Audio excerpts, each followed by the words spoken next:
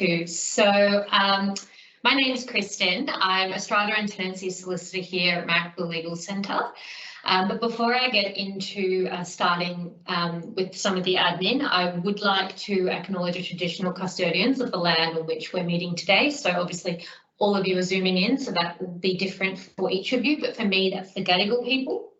And I'd like to also pay my respects to the elders past, present and emerging. And I would also extend that respect to any Indigenous people who are here today or who watch this video as well. So this is recorded, so you're welcome to go back and I suppose listen to it again if you find it interesting, but also turn off your camera if you don't want your camera, your face to be in the recording. So the first thing that I wanted to talk about is Marrickville Legal Centre, which is has two tenancy services part of it. It's got the northern suburbs, which is pretty much everywhere from the Sydney Harbour Bridge north to Palm Beach, and the inner west. So we provide advice and information and advocacy to renters living in those areas. So that's kind of what we do in terms of tenancy and Marrickville Legal Centre. So there's a few things I wanted to touch on, and I'm happy for you to ask questions throughout if you're not clear about anything that I've said, or if you need clarification, or you're more than welcome to wait until the end as well. So when you're starting a tenancy, there's a few things that I think it's important for tenants to know. So there are several different types of tenancies or agreements that might look like tenancies, which is the new kind of trend we're seeing at the moment. So you can be a tenant, which is where you and your landlord have a ideally written agreement. It's for ordinarily a period of time. You can be a co-tenant, so perhaps if you're in a share house or sharing with friends or your partner and you're both on the lease with your landlord as the other party. You can be a sub-tenant with a written agreement, which is where, again, sort of share house situations, say where you're renting from somebody who is renting from the landlord, or you can be a sub-tenant without a written agreement, which is as above, but nothing in writing. Boarders are a sort of different subsect, and they are not covered by the Residential Tenancies Act. They're actually covered by the Boarding Houses Act, and that's basically where you're living in a property where there's 5 beds or more, and there's a whole bunch of other kind of factors that might point to you being a boarder or perhaps living in a boarding house. And the last type of sort of agreement or tenancy agreement that we see is a lodger. So a lodger is somebody who doesn't have any kind of formal tenancy agreement, nothing in writing, nothing to kind of substantiate that they have tenancy rights. So I mentioned that tenancies can be for either a fixed period of time, so say 6 months, 12 months, something like that, or it can be periodic, otherwise referred to as a rolling lease. So with a periodic lease, you can either start out being in a periodic lease, so you can agree from the start to just be rolling, or at the end of your fixed term, so say your 12-month lease comes to an end, no problem, as long as nobody's tried to end your lease. It will then roll over into what's called a periodic lease. So it doesn't mean that you don't have a lease. I hear that quite a bit from tenants. Your lease hasn't disappeared into thin air. It still applies. It's just on a periodic basis. It means it's just on a rolling lease rather than for a fixed period of time. So tenancy agreements can be in writing. They can be oral. They can be a little bit of both. Which is kind of where things can get a little bit complex. So if you're not sure about whether or not your tenancy agreement is a tenancy agreement, please come and have a chat to your tenancy service, whether that's one through Marrickville Legal Centre or another. We can refer you to your appropriate service. Now, the key thing to know is that an agreement can be a tenancy agreement, even if it doesn't grant what's called exclusive occupation, which means even if you don't have exclusive use to the whole unit, for example, doesn't mean that you're not a tenant. The landlord can't lie or withhold what are called material facts from tenants, which include things like if the property's flooded, has it been subject to fire in the last 5 years, has there been a serious violent crime in the last 5 years, and if there's kind of major repair works, for instance, if it's in a strata unit. And you also can't be induced to enter the agreement based on something that is false, misleading or deceptive. And you should be provided with a fair trading new tenant checklist at the start of every lease as well. Now, I won't go into great detail on the disclosures, but you should know that there are things that your landlord must disclose to you before you sign, particularly a fixed term agreement. Some of those things that I mentioned earlier, so things like, has there been a fire, has there been a flood, has there been a serious crime? All of that and more, including the strata works, are the kinds of things that they must disclose before you sign a fixed term agreement. Because the idea is you can't be, that can't be withheld from you and you then sign the contract on that basis. It's quite problematic. You can issue a notice of termination on that basis, but please come and get advice from us before you issue any kind of notice of termination, because it can be a little bit tricky to actually establish and make out. So it's better to get that advice before you take any kind of irreversible action, potentially like giving a notice of termination. In relation to costs at the start of the tenancy, so what we see a lot is the holding fee. Now, I see a lot of tenants who get the holding fee, and there's whispers about the holding fee being 2 weeks, maybe 3 weeks, and it all goes to your rent. No, your holding fee should be 1 week, okay? And disputes can be dealt with at NCAT, so come to us for advice and we can give you that advice. And on that note, all of the information here today is just that, it's information, it's not advice. So everything I'm saying here, I'm prefacing or kind of just letting you know that yes, it's information and it's legal information, but please come to us for legal advice in the event that you want to take any action on any of this. Your landlord can't ask you to pay more than 2 weeks in advance. That's another thing that I've seen a little bit lately, is where landlords are asking for 3 weeks or 4 weeks. They can't do that. It is to be no more than 2 weeks in advance. And it's the same with your bond. Your bond is not to exceed 4 weeks. Okay. In terms of general rules around your bond, it's generally not compulsory, but I've not really seen it in many circumstances where there's no bond at all, in terms of no bond paid to anyone ever. Your landlord is required to deposit it with fair trading, and you can dispute that if it's not been lodged with fair trading. There are options for people on low income who are renting in the private market. It's called the Rent Start Scheme, and you can apply through your local DCJ housing office. And of course, you can come to us for advice if you're wanting some more information about that. Now, the ingoing condition report is one of the more important things to think about when you're moving into a place. So both parties, that's both you and the landlord or the real estate agent, if there is one, are supposed to fill in a condition report and accurately, I guess, outline and confirm the condition of the property. So photos are really helpful to take before you move in. It's really helpful to just take photos just to supplement your condition report. You're supposed to return your condition report within 7 days. Please make sure that you do return it within 7 days, because it is a pretty hard and fast date for return.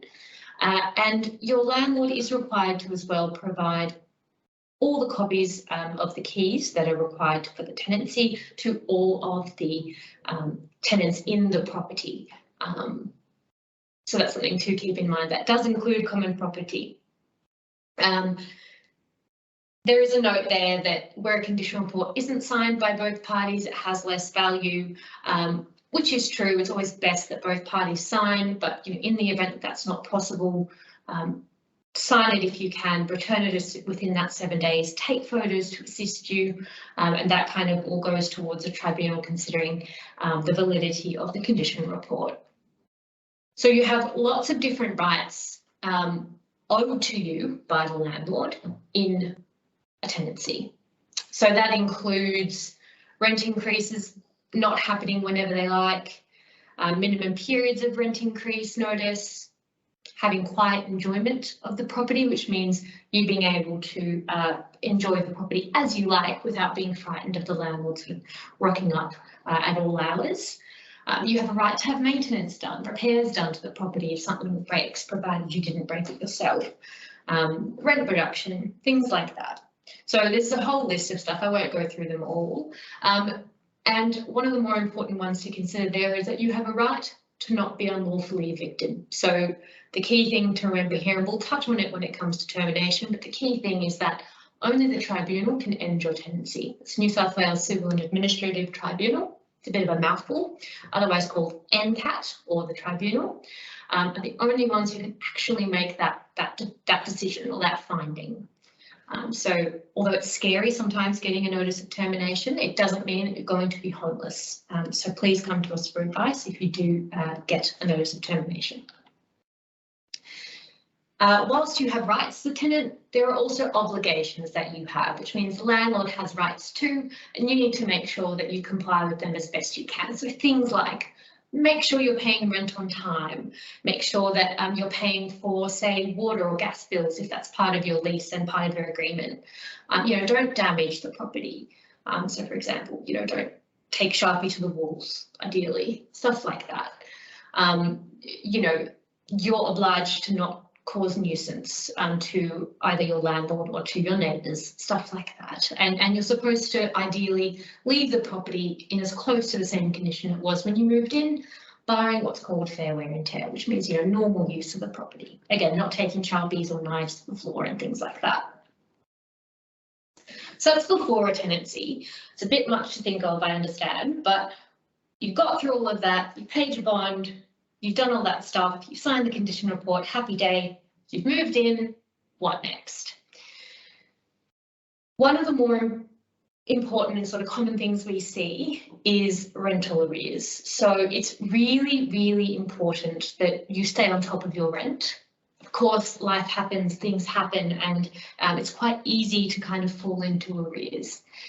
If that happens, in the first instance, it's always better to negotiate with your real estate agent if there is one, or your landlord, and to discuss with them about sort of the next steps. What should I do? What kind of repayment plan can I afford? What are the next steps for this? Your landlord shouldn't give you a notice of termination, so they shouldn't give you any kind of eviction notice for arrears unless and until you do become 14 days in arrears. So after that point, it's considered, a breach, or it is a breach of your agreement, and they can give you a notice of termination for arrears once you hit that point. Now, just because you get a notice of termination again doesn't mean that your tenancy is going to be terminated, and neither does applying to the tribunal for a termination order. There are some alternatives to termination, which can include a specific performance order, which is where you agree to do a thing. So, for example, you agree to pay your rent or repay your rent at, say, an amount of $20 a week for 3 months, or however long it will take to repay your arrears.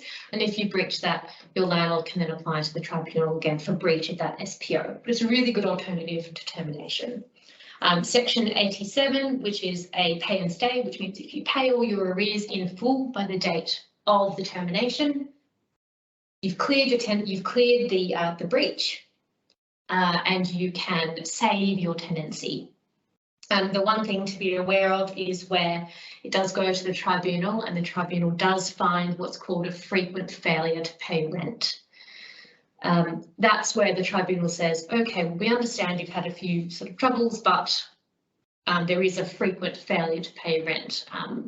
There is always discretion with the tribunal as to whether or not they should terminate the tenancy. So just because it's going to the tribunal for, say, for instance, frequent failure to pay rent or any kind of arrears, whether it's 87 or 88, there is discretion. So just because it's going for that reason does not mean that the tribunal will absolutely find that your tenancy should be terminated. There is scope for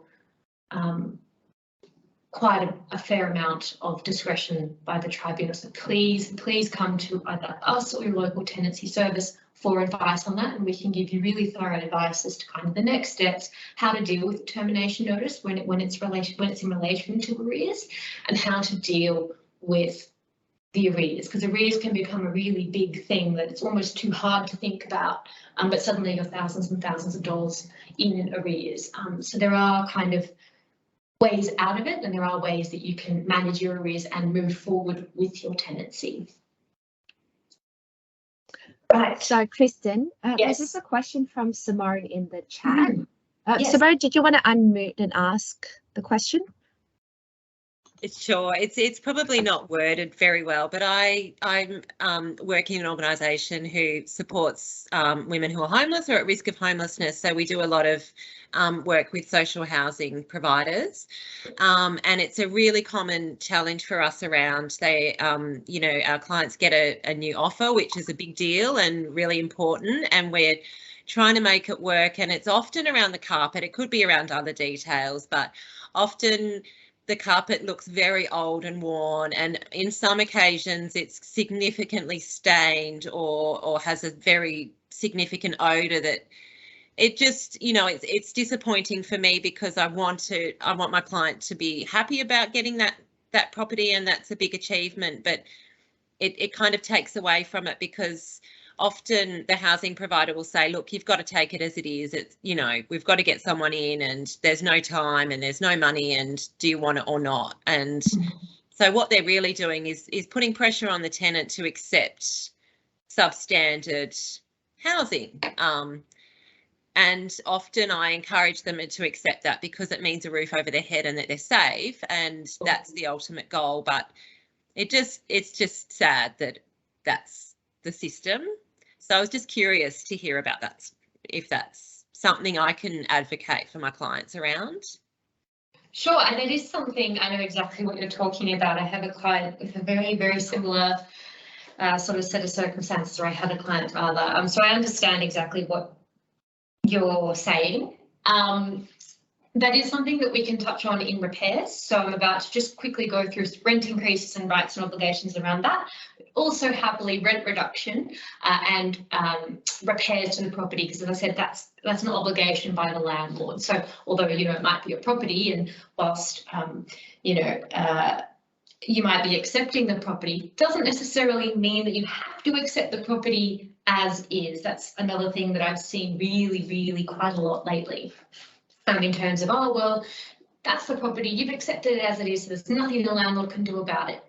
Well, I'm not quite sure that I agree with that, or that that's the case. So that's a really good question. I will touch on it in just a moment when I get to repairs. Okay, so before I get to repairs, I'll just go through rent increases. So there are some kind of rules and stuff that you have to, the landlord has to comply with when it comes to rent increases. So basically, say if you're in a fixed term, so that's the type where I said, it's minimum period of say, 2 years in this case, 2 years or more, they can only increase the rent once in 12 months. Where it's less than 2 years, so 12 months, 18 months, something like that, they can only increase the rent if your lease says either the amount of the increase, so okay, we're going to increase the rent by $50, or alternatively, it has to include the method of calculating. So for example, I don't know, a percentage or something similar. So it has to either include the amount or the method for calculation. That's for a fixed term tenancy of less than 2 years, okay? The other scenario that we see is where it's that rolling lease that I was talking about, and that's only once in a 12-month period. So there are restrictions, and they can't just do whatever they like, whenever they like. Now, it must be 60 days of notice. It has to include how much the increased rent is, from when that is to apply, and yeah, the increased rent, how much, and it must be 60 days of notice. So the 3 critical things that you need to keep in your mind if you get a rent increase notice. We've seen a few that have 59 days of notice, which doesn't matter. 59 days isn't 60, so it's invalid. Now, if you get a rent increase and you're not happy with the amount of the increase, so we've seen quite a few lately where it's $200, $250 a week, that suddenly there's a huge increase that's happening.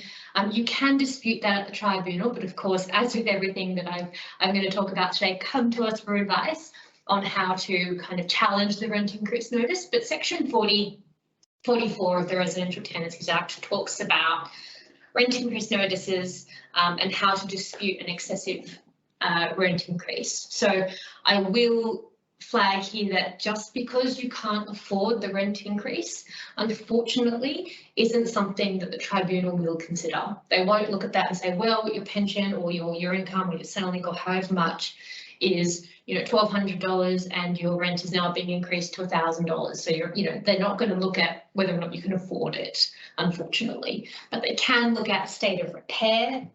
They can look at when the last rent increase was and lots of other things that are outlined in Section 44. Okay.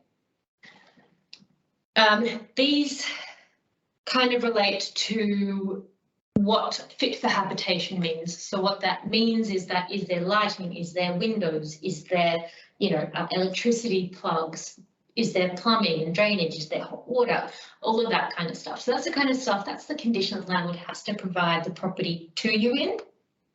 If it's not provided to you in that condition, or it appears to not be in that condition, for example, it rains inside when it rains outside, which it shouldn't do, that is what we call a repair issue. So if that happens later on in the tenancy, that's when, or as you raised just before, say that you do get into a property and suddenly the property has a pretty interesting odour to it, you might be able to argue that that is a repair or maintenance issue that the landlord should be following up on. So the landlord is supposed to provide the property in a reasonably clean condition, has to be sort of in reasonable repair.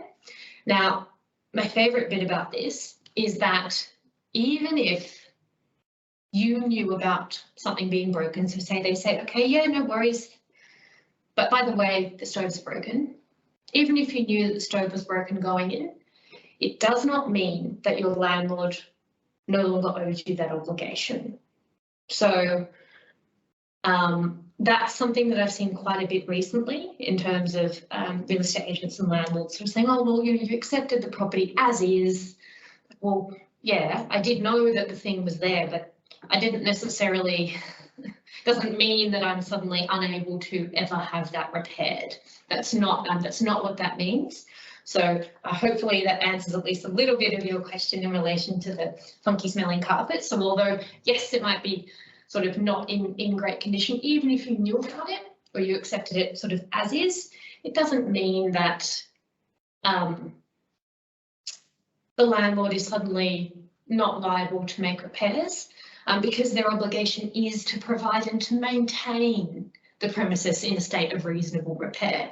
Even if you're looking at sort of the condition of the property, the age of the property, it could just be, and particularly with housing, it could be that if you show that the carpet's in really rubbish condition, it's honestly just cheaper sometimes to rip up the carpet and either put down vinyl or replace the carpet, cheaper than doing a repair. So even if it comes to that, but it's still, matter of making sure that tenants are lodging things with the maintenance repair line. That's really, really important with DCJ and public housing properties, or any kind of community or public housing properties, I should say. Make sure, because if the landlord doesn't know about it, how can they possibly fix it? So that goes with both public and private tenants. We've got to make sure that the landlord knows. They're not psychic. They're not going to suddenly know that actually your hot water's intermittently going cold. They don't know. So you must make sure that you tell your landlord about that kind of stuff. Now, when we're talking about, there are repairs. So for example, bit of a leak or a bit of damp carpet, or, air conditioner's broken, stuff like that. That's like, pretty ordinary repair. There's also what we call urgent repair. So if at any point your hot water goes, if at any point your toilet explodes and backs up, if at any point, you can't access electricity or water or gas or anything like that, that is what we would consider an urgent repair. Now, urgent repair is come and get advice in relation to urgent repairs, because you can, whilst your landlord of course is obligated to complete repairs to the property, there is a sort of threshold at which you can pay for, say, an urgent plumber and be reimbursed a certain amount. But please get advice prior to doing that, because there is a sort of cap on the amount that you can actually be reimbursed. So mould is the thing of the season. It is what we're seeing everywhere, and it is a repair issue. It is like the #1 repair issue we see in winter. Now it's twofold. On the one hand, as a tenant, you're supposed to, keep the property in a reasonably clean condition. You're supposed to make sure that you tell the landlord about damage to the property as soon as you can, which is why I'm saying the landlords aren't psychic. You've got to tell them about it. And you're supposed to what's called mitigate your loss, which means you're supposed to, I guess, limit the kind of damage or loss. So, for example, if there is mould in your cupboards, potentially don't keep your clothes in those mouldy cupboards, because you're mitigating the damage to your items. If you have a dehumidifier, running a dehumidifier or air conditioner can help kind of mitigate the expansion or spread of the mould and loss.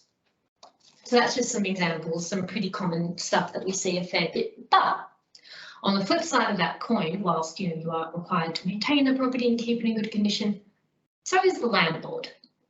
So if there is some kind of significant mould, and we're talking about furry walls or water running down the walls because it's so damp, or even if it's not, even if it's wonky floorboards or mould coming in periodically, because that is also how mould becomes an issue. You don't realise it in the summer, but come winter time, hello mould.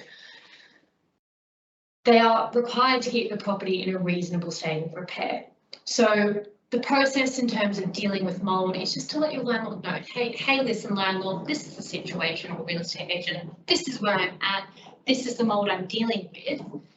Can we arrange for somebody to come and inspect it, please? Because they can have a look to see, is this something that's a really easy fix? If not, could we talk about a rent reduction? Because you're paying, full rent for something that potentially doesn't work quite like it should. So in terms of going, before I get to a rent reduction, in terms of finishing up repairs, whilst your landlord owes you the obligation to keep the property in a good condition, of course, not all landlords, unfortunately, will take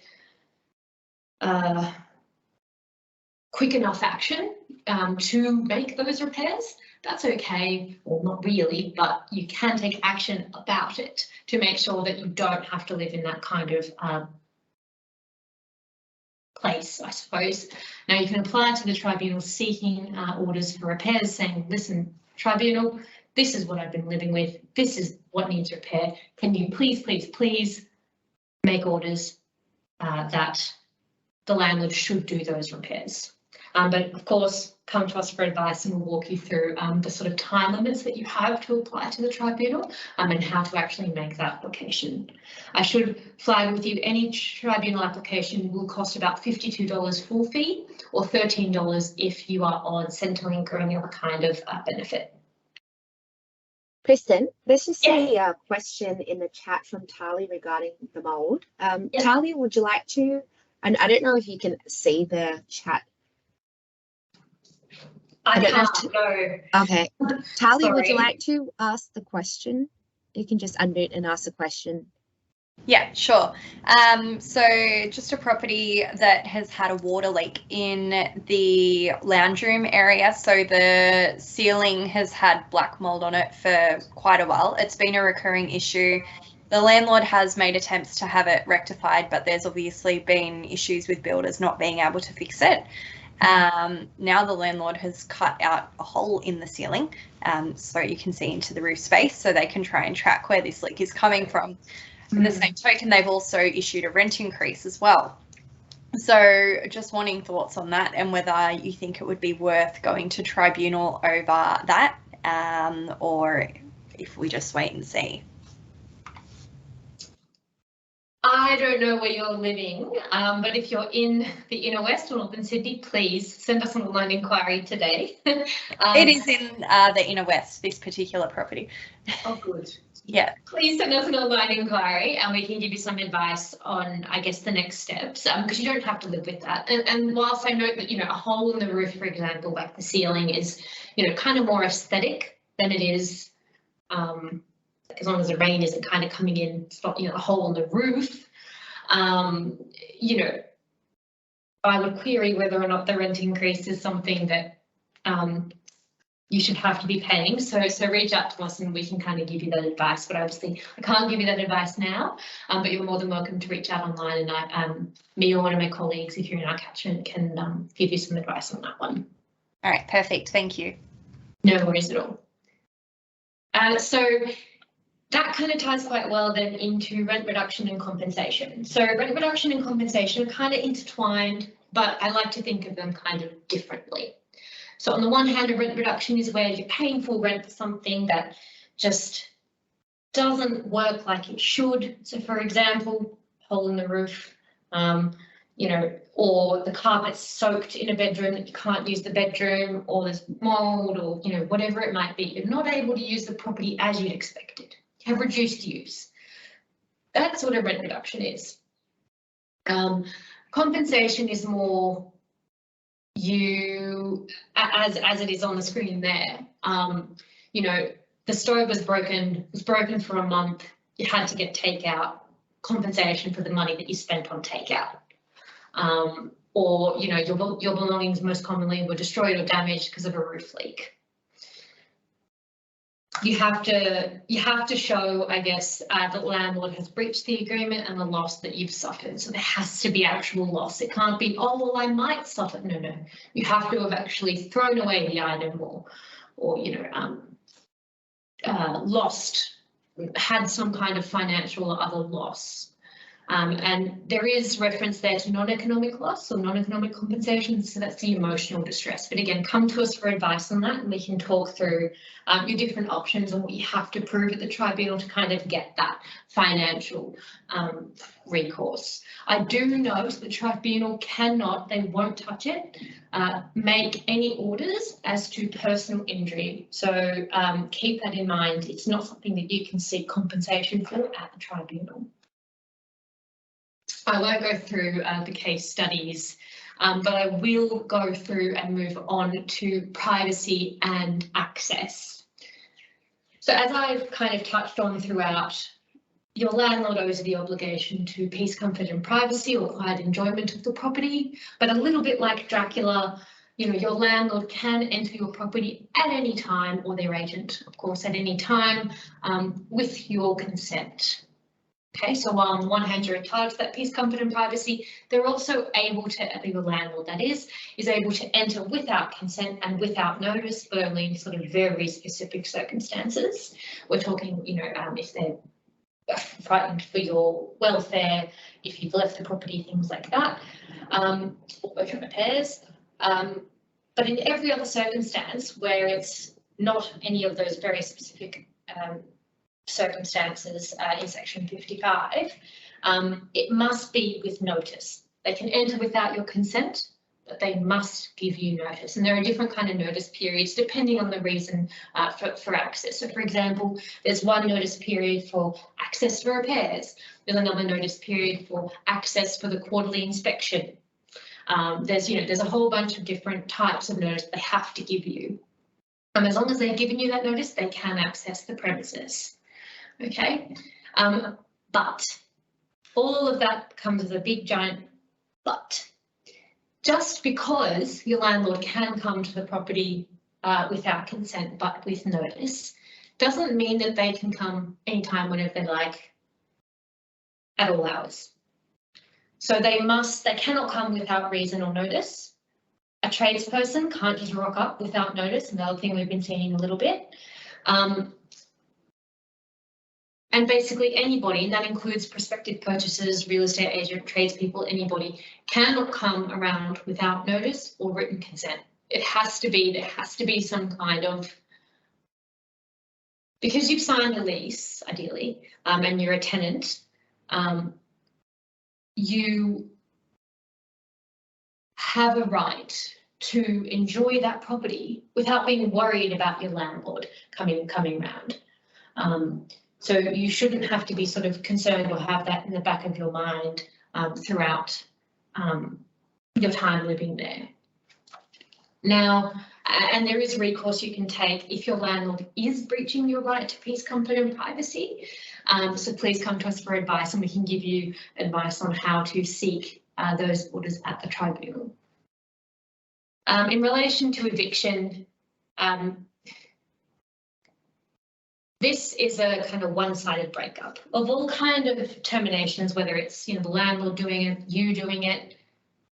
It's a breakup, right? So on the from the landlord side, there are very specific circumstances in which the landlord can give an eviction notice. So for a no grounds, which is no reason, no sort of don't have to give you a reason. That's something we see most commonly in a periodic agreement. They have to give you 90 days. Similarly, say if you're coming to the end of your 12-month agreement, they have to give you 30 days of notice coming up to that period. So come to us for advice on that. We've got some really helpful fact sheets. So does the Tenants Union on this kind of stuff. If the landlord chooses to sell the property, if you're in a fixed term agreement, you can't be, evicted or removed from the property whilst your fixed term is continuing. With a periodic agreement, it's 30 days. So there's a whole bunch of different, and with breach of agreement for both types of tenancies, it's just 14 days of notice. So there are specific notice periods, and like I said to you earlier, only NCAT or the tribunal can end your tenancy. Only the tribunal can end your tenancy. If there's one thing that I want you to take away from today, it's only the tribunal can end your tenancy. Now, there is something to keep in mind, and that applies for all notices of termination.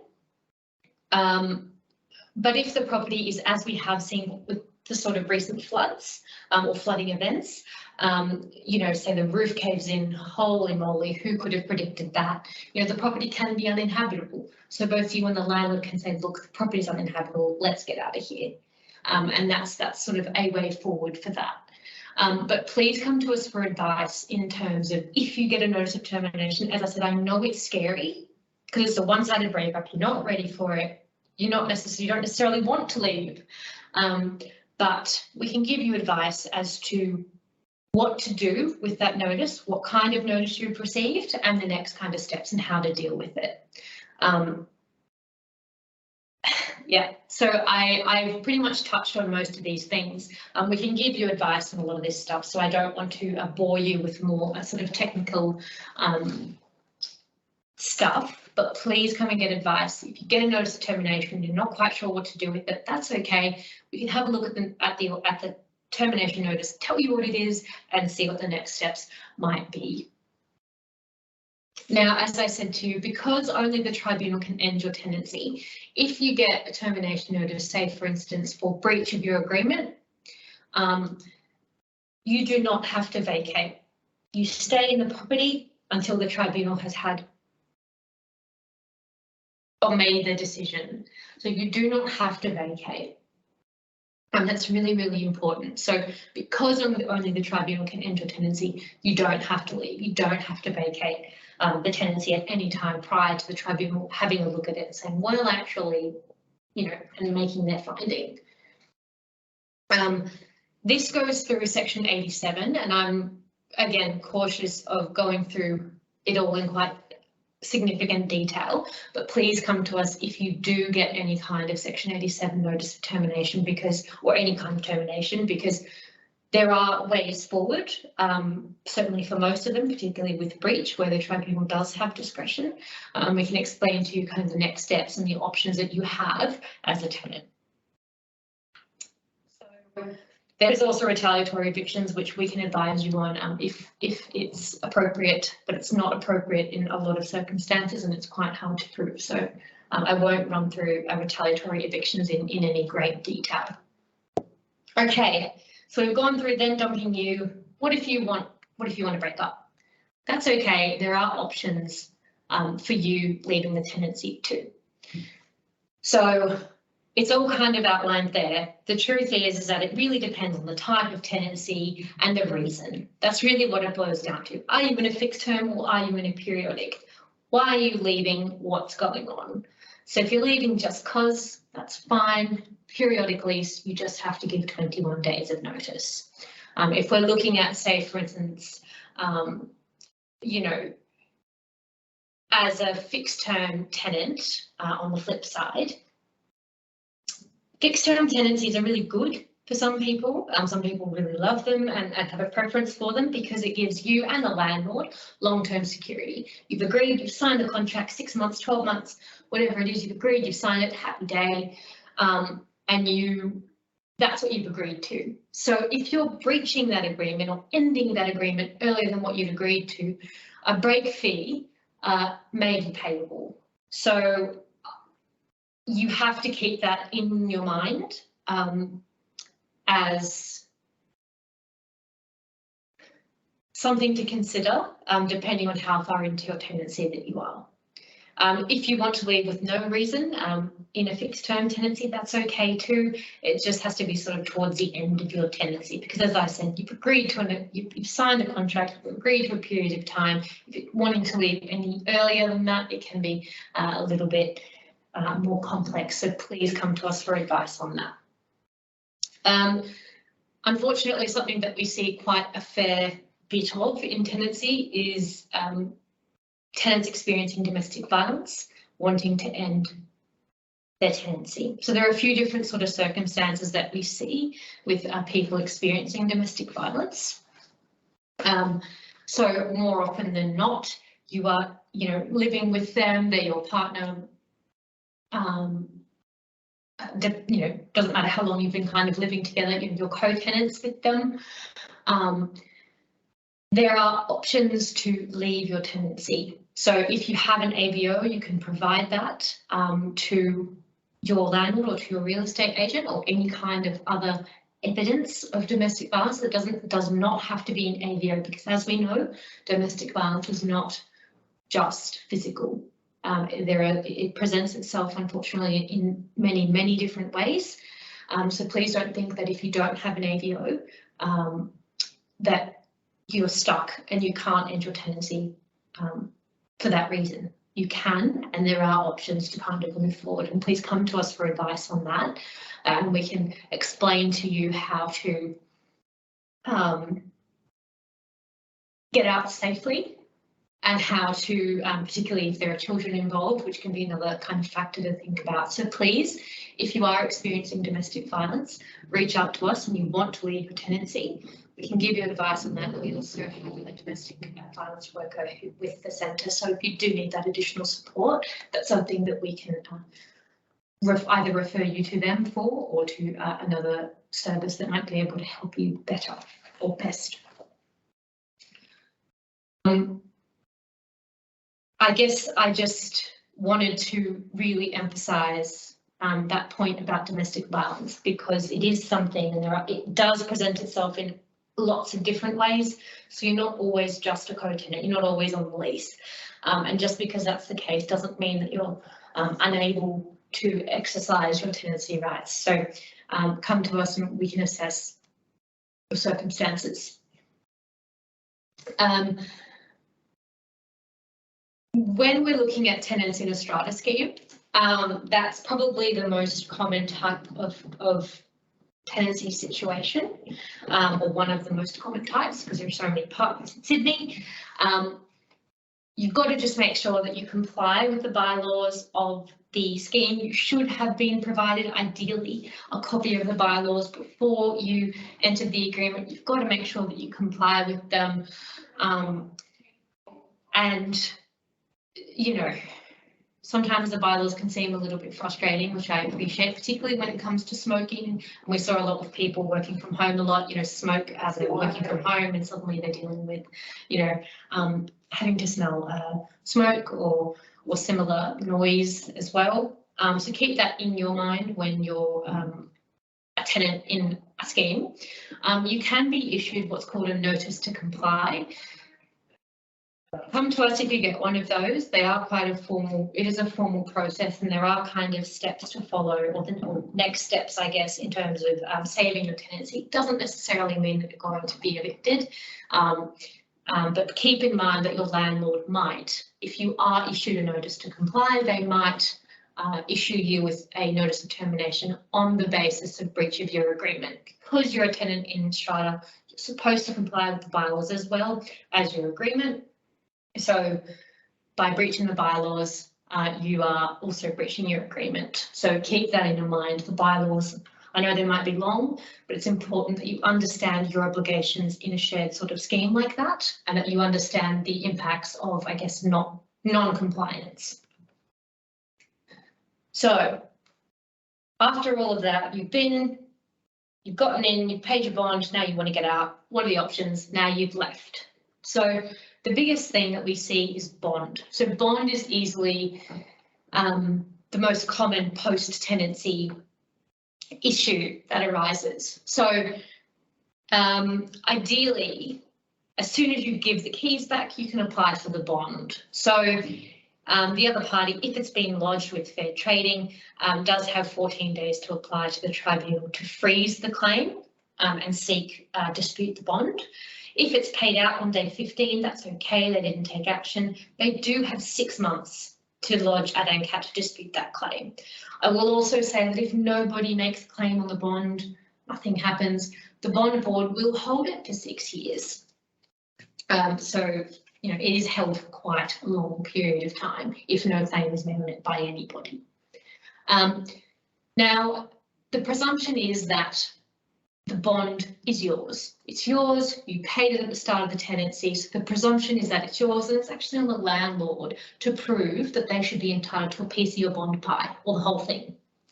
Now, the onus is on them to sustain a claim. It's on the balance of probabilities. So it's not a super high burden on the landlord, but they still have to establish that there's some reason that they should be entitled to the bond. So for instance, it's most commonly used for either because you didn't return the property to the same condition it was at the start, bar what we call fair wear and tear earlier, or because you owe money. So whether that's rent or a break fee, super common, we see that all the time, or any other kind of amount that you might owe to the landlord.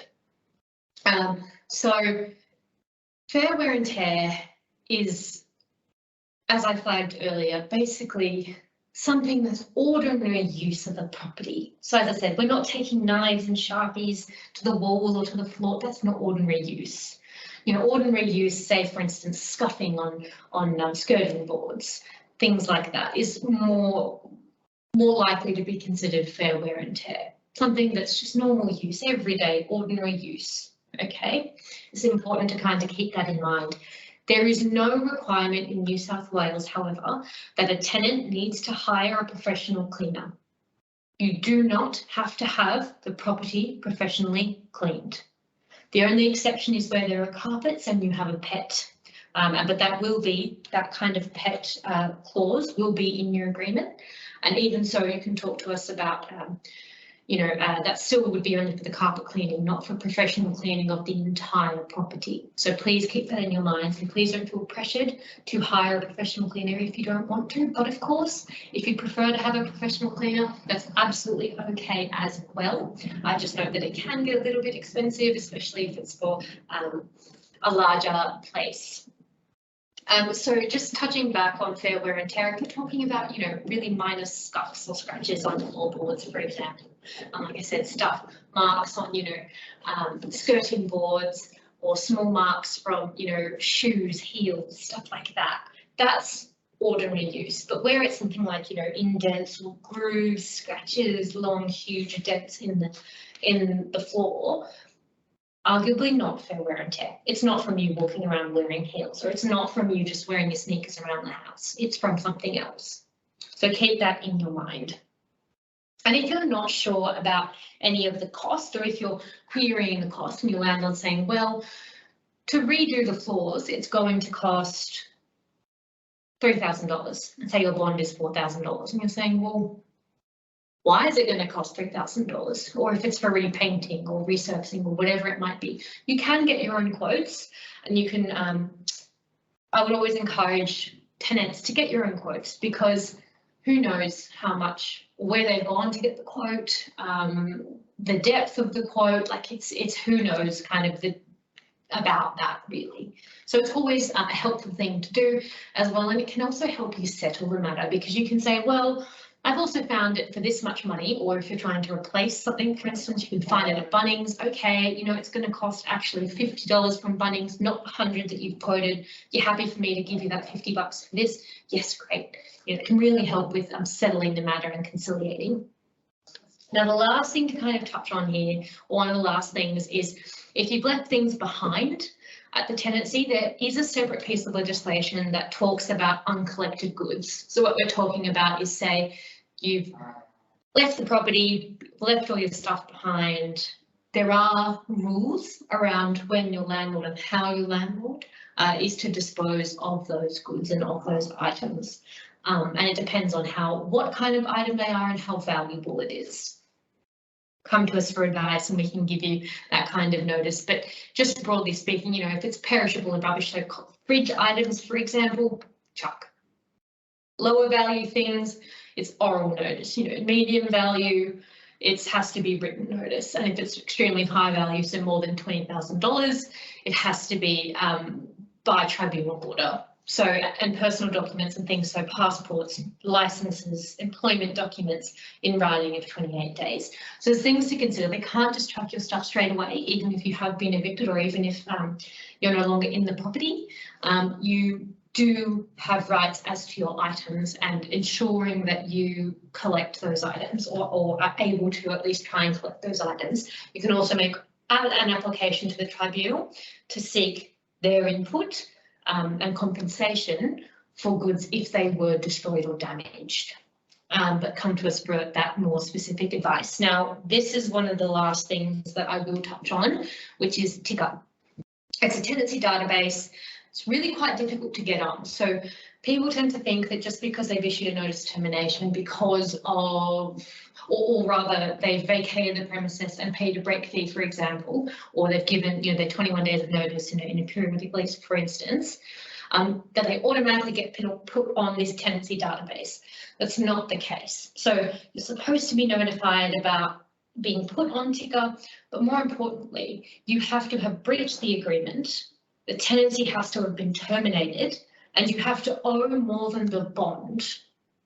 So it's quite tricky to get put on that list. So please don't think that just because you've ended the lease, you're automatically put on it. No. And even if you are put on the database, whether rightly or wrongly, whether you meet those requirements or not, you can kind of dispute whether or not that's been correctly done, and you can apply to be removed from the database. So there are a few other factors that is covered in this slide, which include share houses, boarders, lodges, utilities, and sale of the premises. I won't go through them today, but if you do have any questions about any of the things I've talked about today or things I haven't talked about today, that's okay. Please reach out to us and we can, as I said, either give you advice or put you in touch with the right tenancy service that will. And I think I'm all done here, other than letting you know about the Tenants Union of New South Wales, who have some fantastic fact sheets, other tenancy advice and advocacy services. So either us who service inner west and northern Sydney, there's also a western Sydney, there's a southern Sydney, there's an eastern Sydney, anyone you can think of, there's a tenancy advocacy service that should cover that area in New South Wales. Law Access is really helpful for some information, as well as other CLCs. Again, none of this nothing in this was legal advice, it was information, but of course, if you're looking for that legal advice, please reach out to us and we can give you that advice. Okay, I think I'm done. Thank you so much, Kristen. And that was a lot of information, and we're almost at 1 o'clock. So if anybody has any questions that you'd like to ask, you can ask them. Tu, I think you're muted, sorry. Oh, sorry. Thank you so much, Kristen.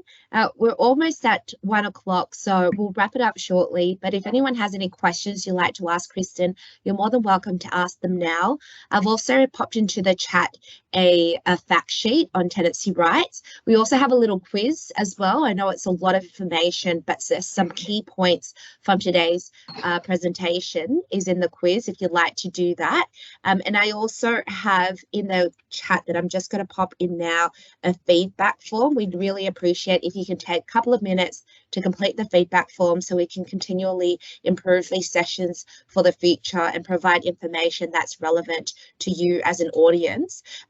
Just starting now is a session for community workers on rights and obligations of people living in boarding houses. And obviously, as Kristen mentioned, the difference between tenants and boarders because they do fall under different acts, and so the amount of protection is different if you're interested in logging into that as well. But if there are no questions, please, if there are questions, please feel free to unmute yourself now and ask away. If not, I think we'll wrap up for the day, for this session. Thank you so much, everybody, for joining.